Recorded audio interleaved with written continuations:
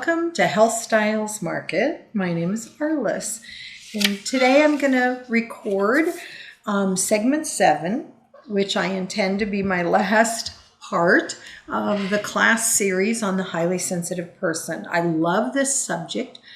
I love hearing about it. I love talking about it. I love people sharing what they've experienced, how they feel, what it taught them. If you remember in segment 6, we talked about how highly sensitive people, first of all, their gifts, and then how they can use those to help them thrive. So if you remember, out of 100 people, we only have up to 20% that fit into this category of being a highly sensitive person. But the thought behind this is that you're going to learn how to turn your sensitivity into your superpower. And so we're kind of working on another aspect of that process. So highly sensitive people tend to be quickly stressed and easily stressed in some common situations that just come up in life. They come up at work, they come up in relationships, they come up kind of in our daily life, certainly holidays, that kind of thing. And so I just typed up a few little notes just to give you some ideas and get you thinking about how do you prepare as a highly sensitive person for upcoming stressful situations. So just remember that of that 20%, not everybody is stressed by the same things. It's very personal, very individual.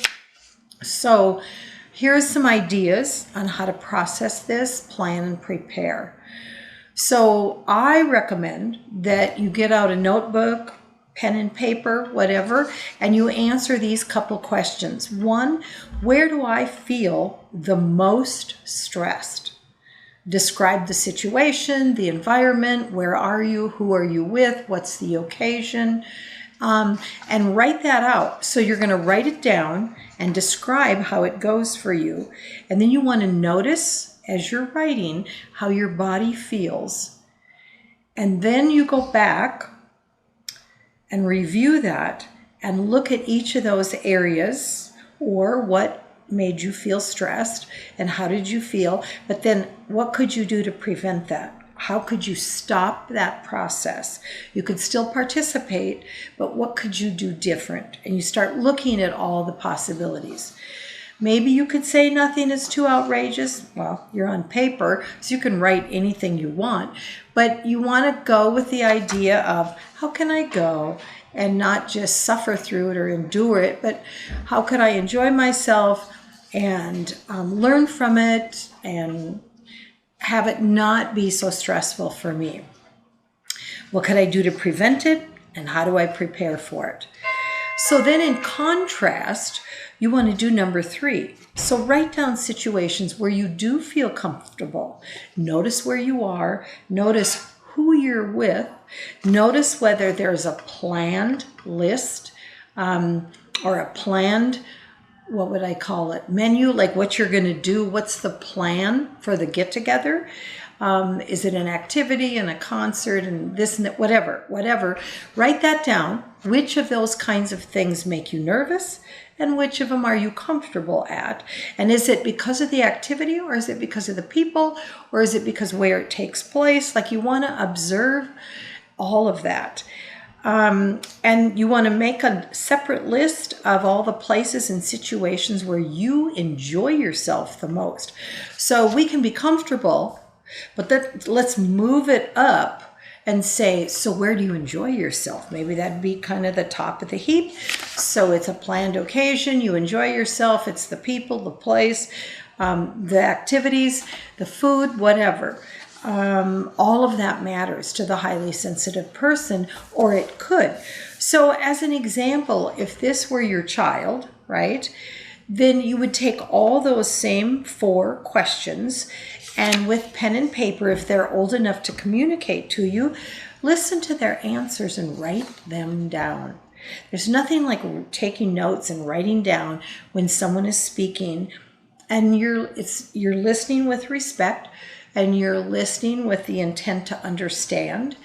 And so with a tiny child, a toddler, someone who's not verbal, that kind of thing. You want to notice. So when you're at grandma's and you're whatever, what toys do they like the best? What foods are they most comfortable with?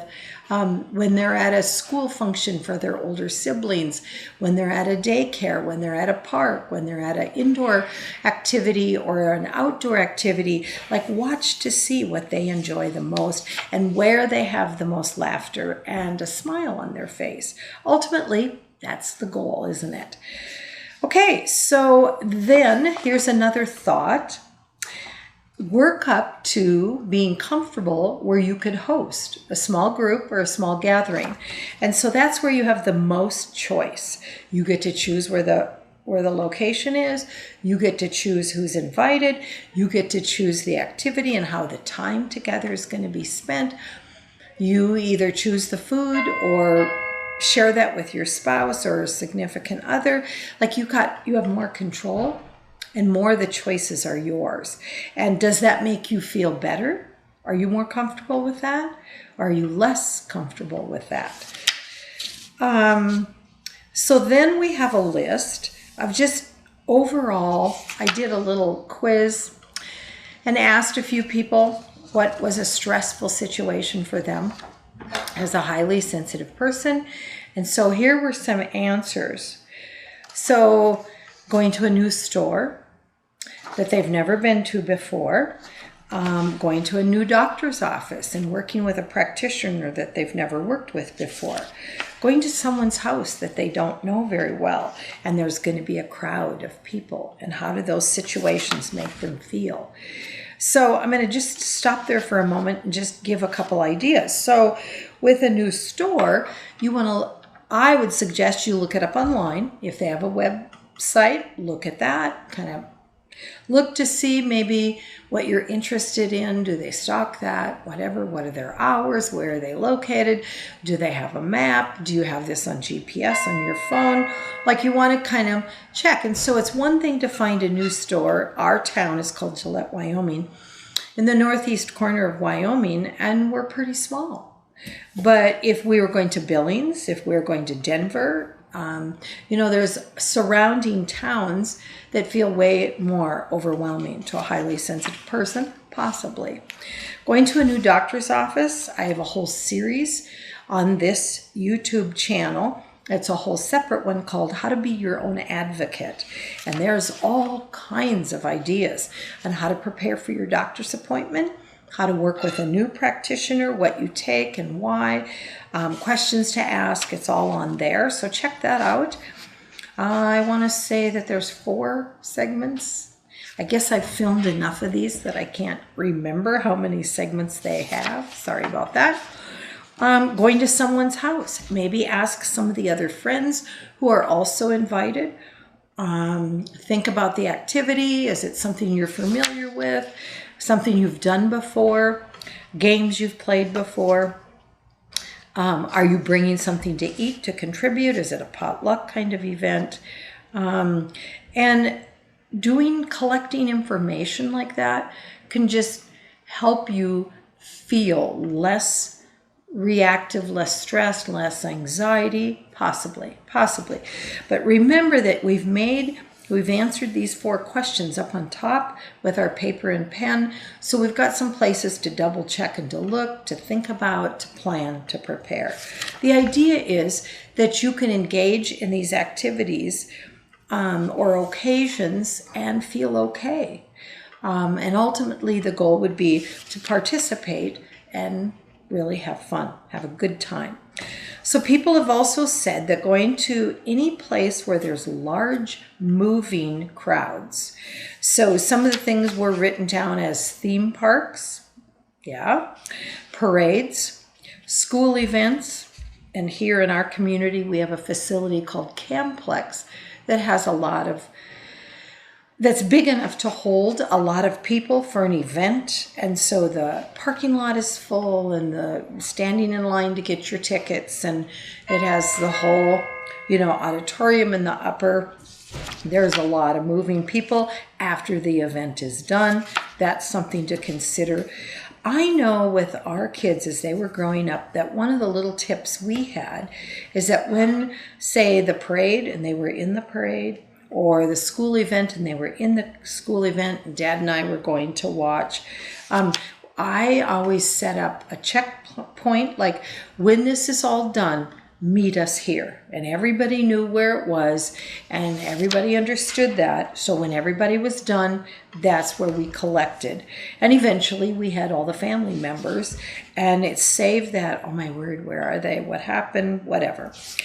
Another situation that can stress a highly sensitive person out is driving through rush hour or finding your way through busy parking lots. So we've just discussed some of the different events where there might be busy parking lots.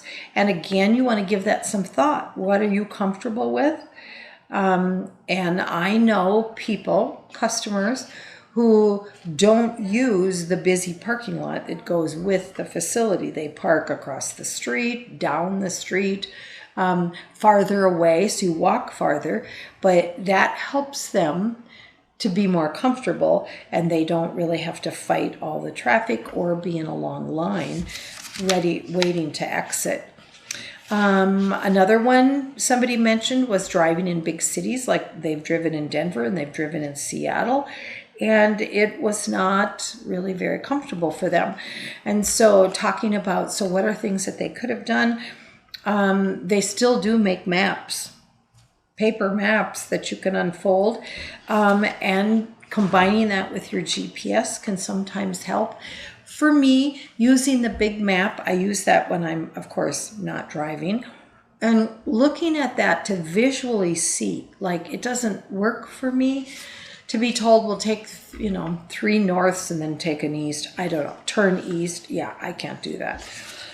So I look at the overall big map and get a view of that in my mind and kind of the direction we're going and how it is going to be. And then I can follow the directions on my GPS and feel way more confident and way more comfortable with that. I'm sure there's tons of other ways to do that. Everybody's different.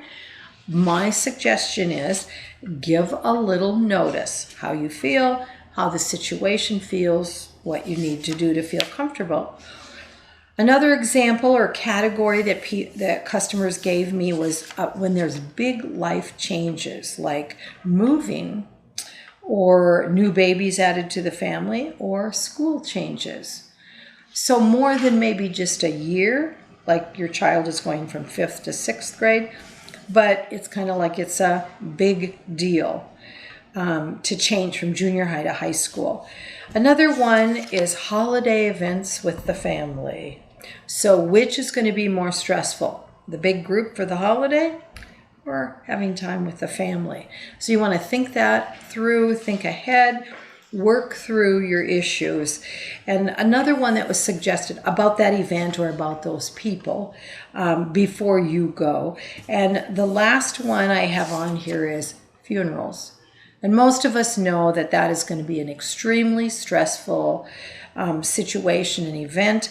With our family, one of the things we learned was to kind of over communicate with each other so we didn't add to lots of hurt feelings, and doing what we could to plan it pretty detailed so that we all knew what was going on and had a kind of a sibling confab so that everybody was in on the planning. And at the end, I found that I didn't announce it, but I just planned a little reward for myself for having endured and suffered and struggled and tears and sorrow.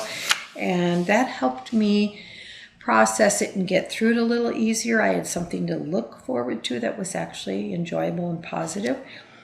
So those are all ideas on how to help prepare yourself for highly stressful situations, remembering that the big goal is what can I do to use my sensitivity as a superpower, and what can I do to turn what feels like a negative into a positive, even in difficult situations or large groups. So if you have questions or you want to discuss this more, please stop in the store. I'm happy to visit about it. I love the subject of highly sensitive people. And as always, come see us. Thank you so much and have a great day.